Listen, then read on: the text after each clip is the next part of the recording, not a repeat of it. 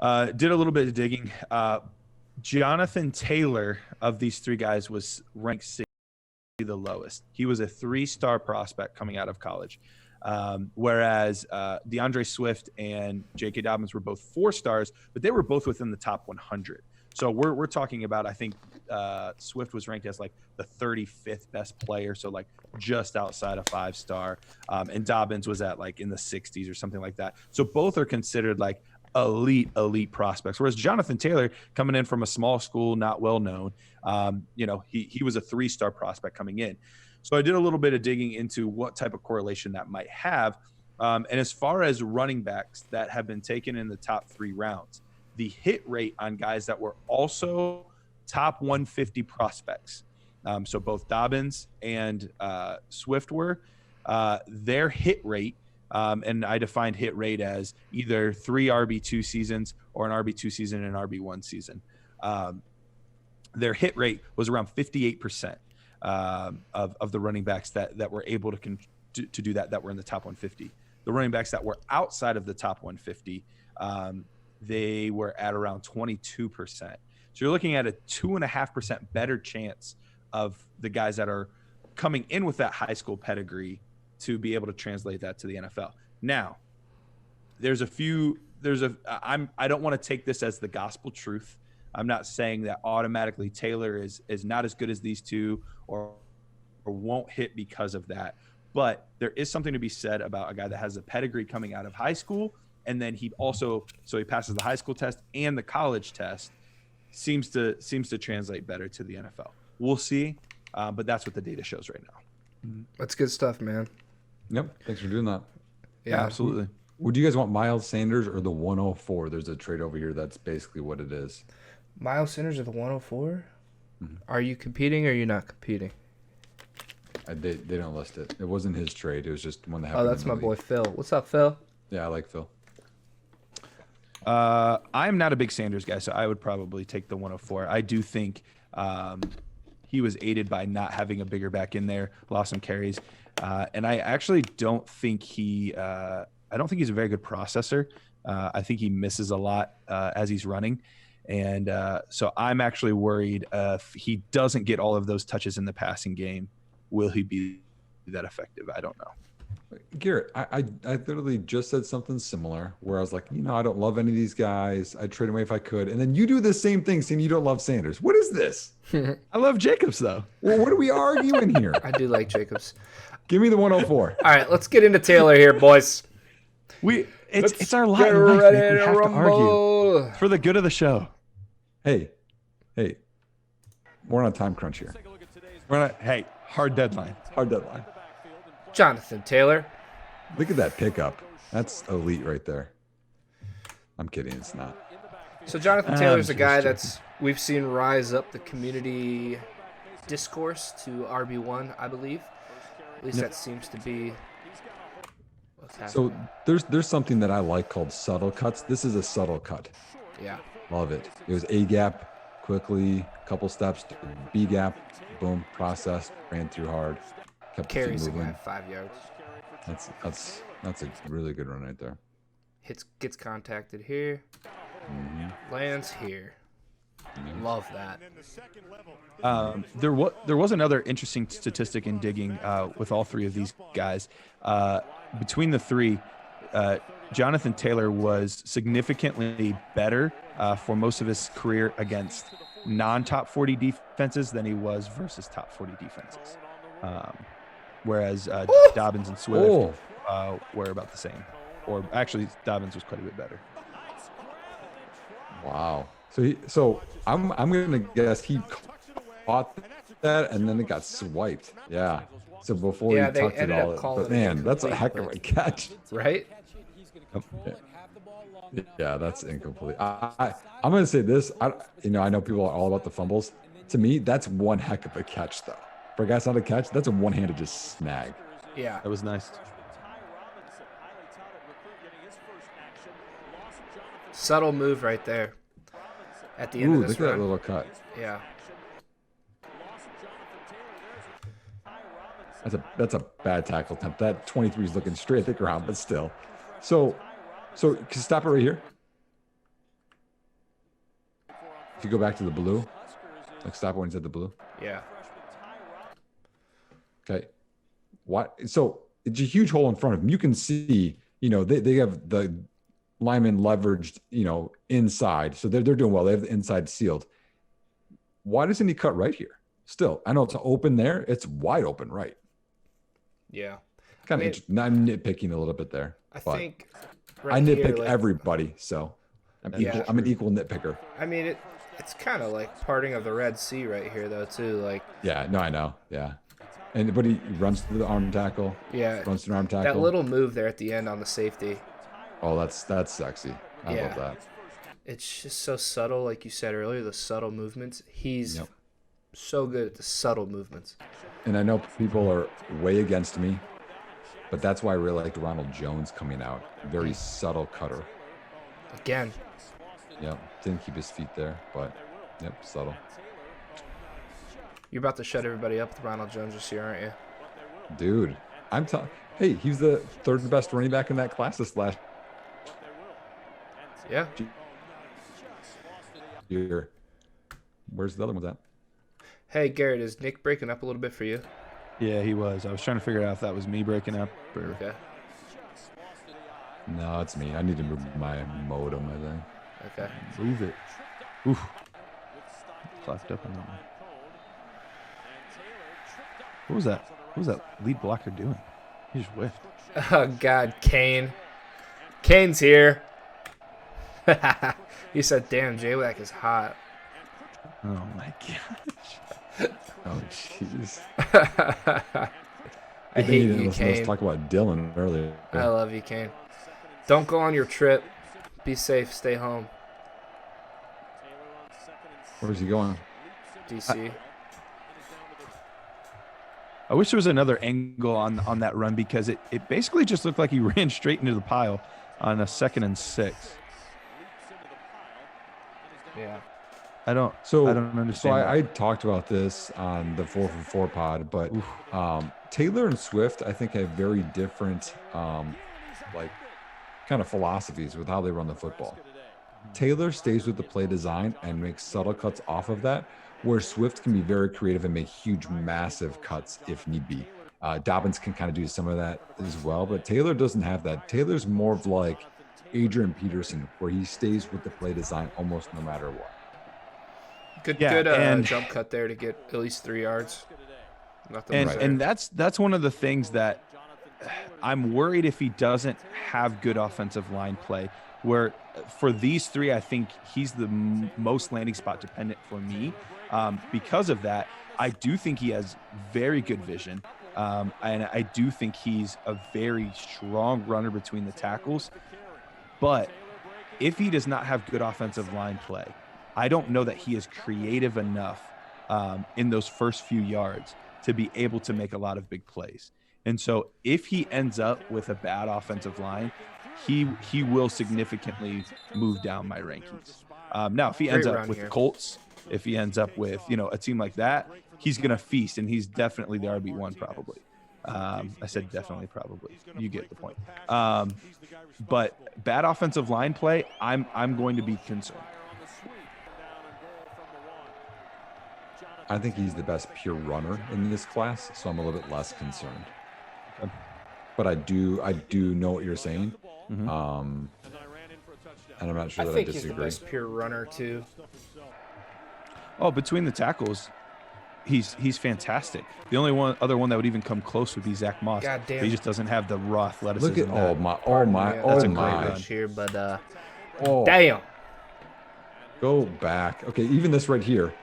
One cut, break a tackle, break another tackle, balance, hand on the ground. Yeah, you gotta watch it again. It's so good. I like the little cut right here, the line to go right here, off there.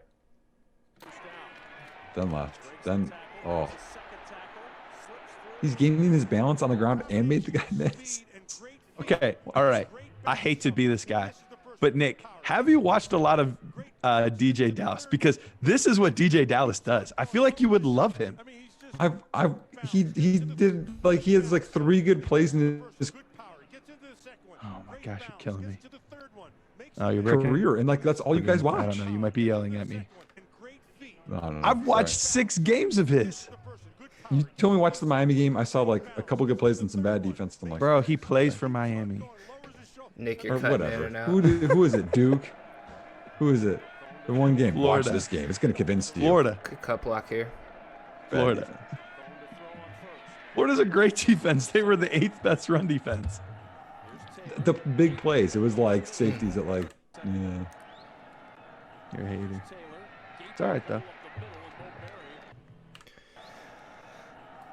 I'm not going to hate on somebody gaining 10 yards. Big hole. I'd like to see him break that arm tackle. But he usually would break that arm tackle, so I'm not really going to fault him for it. Yeah, that's a big hole. So More that's often, that's a more great times tackle. than For not. Nas, that's a, I was going to say, that's Great a great play to wrap him up. yeah. And that's the other thing too, is I think his power is overrated a bit though too.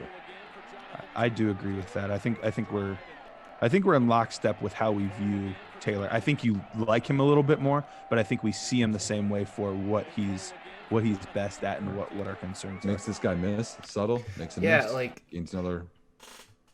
he makes this guy miss, and it doesn't even look like he's trying to make him miss, but he does just by like slowing down a second. He slows his He pace. does a good job of keeping his momentum going forward, which gains him yards just by doing that versus these huge devastating cuts. But he is one of them where if he stops his feet, it really hurts him a lot more. So I think he's learned to do that. Do you guys think he goes in the first round? Yeah. Yeah.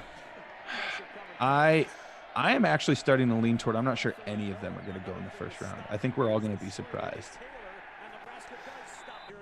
I mean, I think there's going to be a big run in the top 10 of the second round. Especially with the depth of these guys. I don't know that I would if I was a GM. As much as I love the running back position, I don't know that I would. Unless they absolutely fall in love with Would one you of these take a wide guys. receiver? That's the Would you hard take part. a wide Honestly, receiver?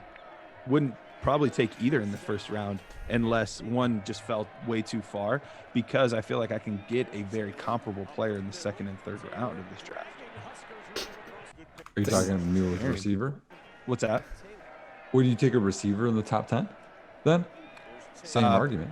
Probably not. I would. I mean, I'd have to look at my team, but I would be much more inclined to take like an offensive tackle. It's a good offensive tackle crop. See, I would take one of these there's- receivers. They have more longevity, and especially in today's game, they're more valuable. Yeah, but you're Arizona. You can take a tackle in the top 10 and then take Higgins, Dude, start around 2. Guys, how about this run though? Like, This is a great run. Yeah. Although it does make me laugh a little bit how much offensive linemen, and this plays in a terrible example of it, but how much offensive linemen get away with that push in the back. Yeah. They The get away Reggie with that a Bush lot. push. subtle move again. Yep, another subtle Gets move. north and south quick. Yep. See, that ball security is a question with him, though. I don't like to put too much emphasis on it when trying to grade out guys for fantasy football the next level, you know. But he does carry But there it loose. is air there. You don't want to Yeah. see air there between the tackles. And I have noticed that on a consistent basis when watching him. Mm-hmm. He's had some fumbling issues for sure. So, It's better though the last 2 years than his first year. yeah, he'll need to clean that up. I mean, that's just really good. I mean, for his size though, to be able to move like that and have that speed in open field, he's a heck of a prospect. But I still don't think he's elite. I agree. Steelers would be a great spot for him.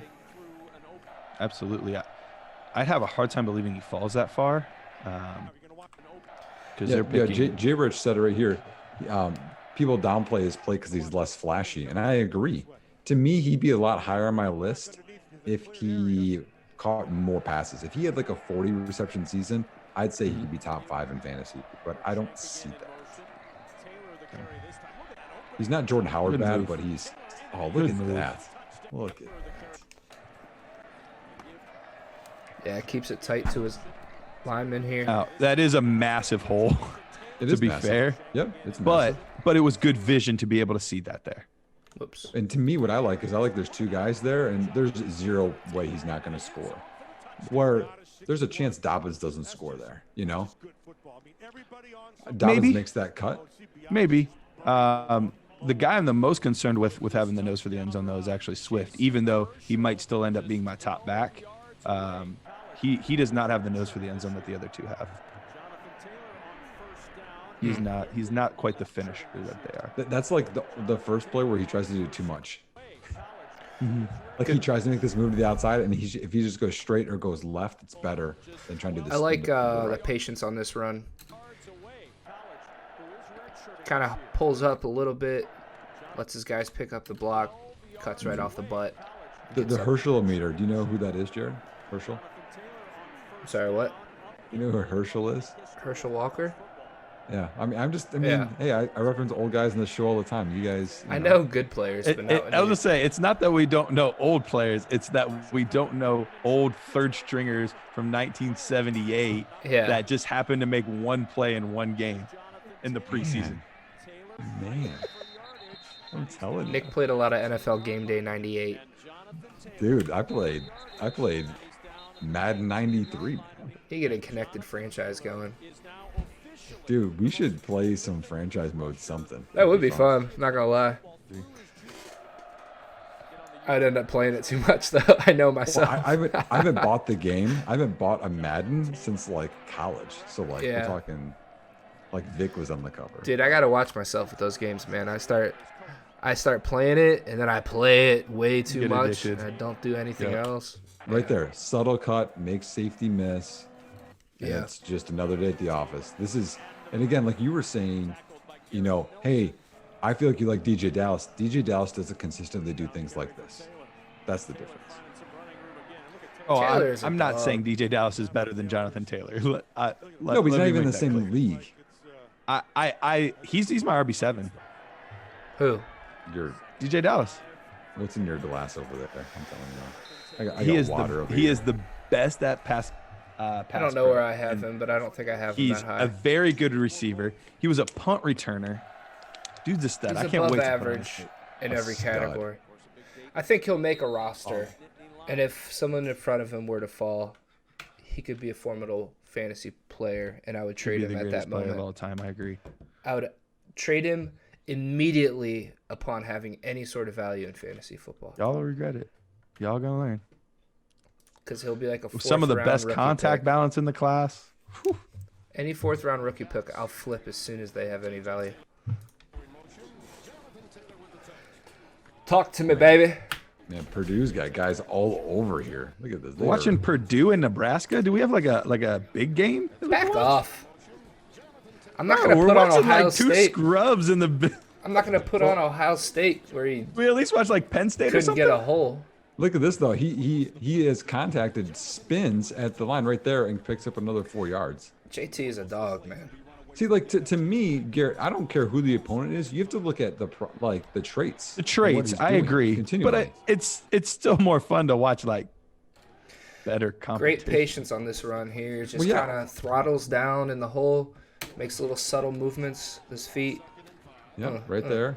Picking and choosing. Yeah. Outside that block, 34 coming down, like right here. Wait, there's a blocker. Let's make the block. That's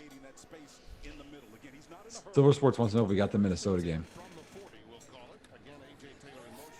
Rode the boat, baby. I don't know. I can look. Legal said he's really interested to see how we evaluate Swift. To him, he's all speed. No other moves besides that. He does have that dead leg. He's got that. If someone was playing him on Madden, it would just be the turbo button, and that's it. He's an elite receiver, though, so I think that'll be where a lot of his fantasy production comes from. Ooh, look at that juice. And I think that's why a lot of people grade him very high, is that receiving ability that he's going to give you.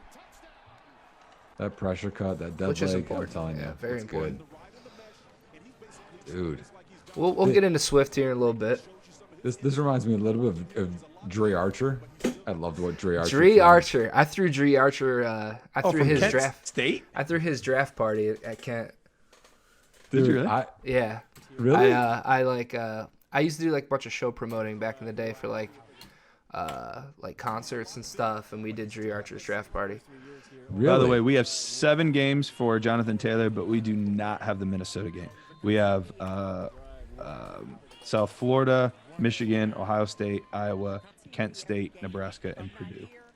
These subtle cuts, man, they're good. I'm Anyways, sure Archer had that juice though, didn't he? I'm telling if I'm sad, I'll just try to Dre Archer highlight tape, and it just makes me smile. He was nasty. It's insane. How Yeah. much? You remember Joe McKnight out of high school? Oh, Joe McKnight. You remember Joe McKnight Noel was gonna be Devine? the next Reggie Bush. Man. Noel Devine, yep.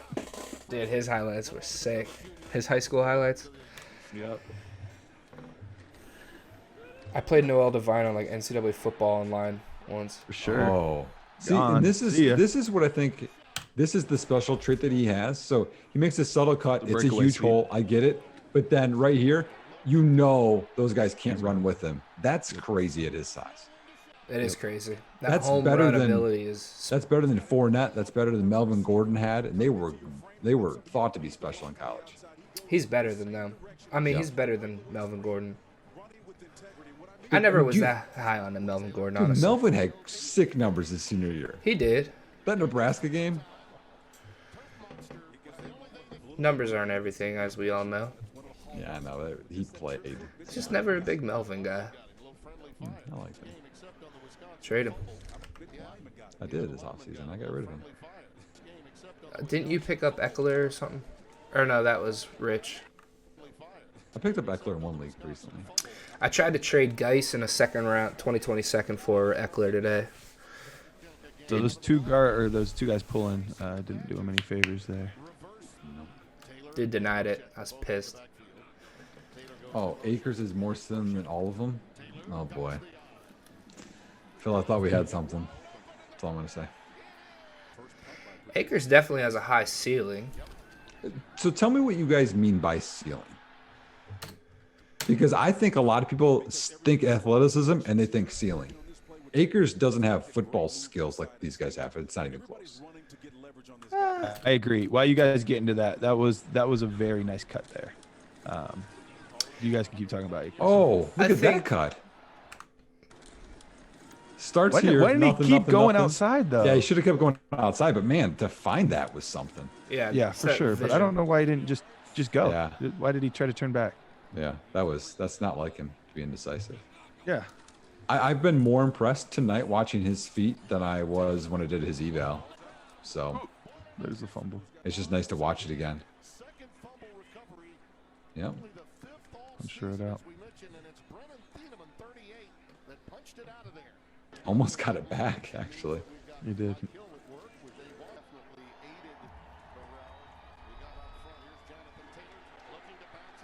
That's patient. Bulldog. Backyard dog. And I know people are worried about all the carries that he had, but he never got hurt. I'm not worried about it. This guy's Nah, showed I he don't could worry handle about it for a long There time. hasn't been any data that shows correlates. I know there's one guy that's been working on that, but Well, and why are we worried about like the longevity of a running back's career? Like for fantasy football, like anything after 4 years, I'm thrilled. It's juice. Like, yep. That's great. So, you know, if he ends up having a 4-year career or a 9-year career, 10-year career, cool. All of that is bonus, but I'm worried about the first contract. That's all I really care about. Hey, you guys see Adam Conley over here? It's my boy. yeah. It's my boy over here. He thought he was on an island having Akers out of his top 5. I guess from like, what do you mean by like ceiling? I guess with Akers, he makes some plays that I don't think I've seen from any other guy in this class.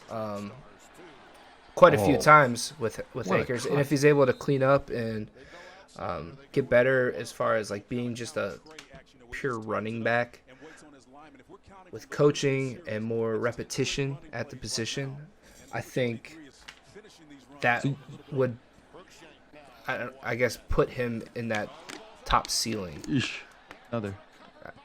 yeah, That's a little bit on the handoff. quarterback there, though. Right. Let me see that. That's a Help him reach his That was a ceiling. bad pull. Oh.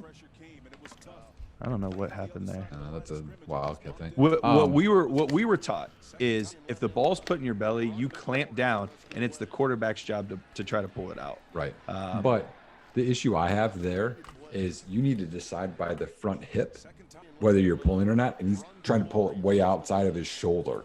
which there's an issue with that. That's why you extend out far here. and then just front hip. But to go back to the ceiling thing, to me, I think a lot of people equate that to athleticism.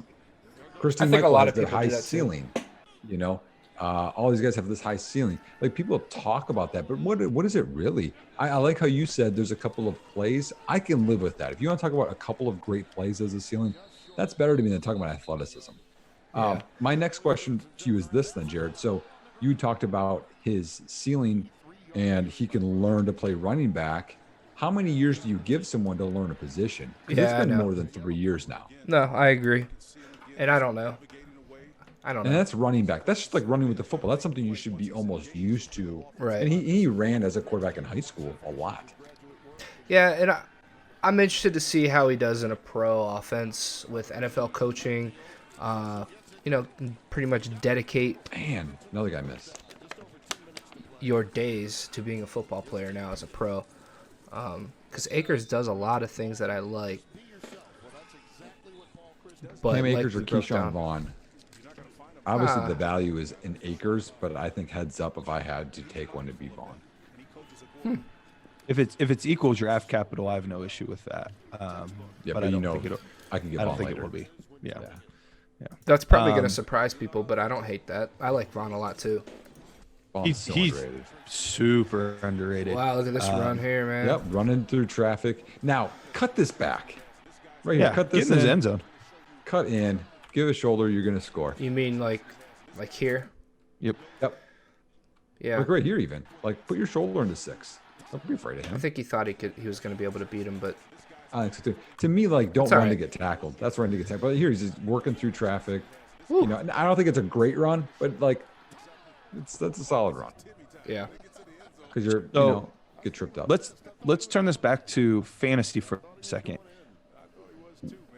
What is Jonathan Taylor's ceiling for fantasy football? Because I think that's one of my concerns.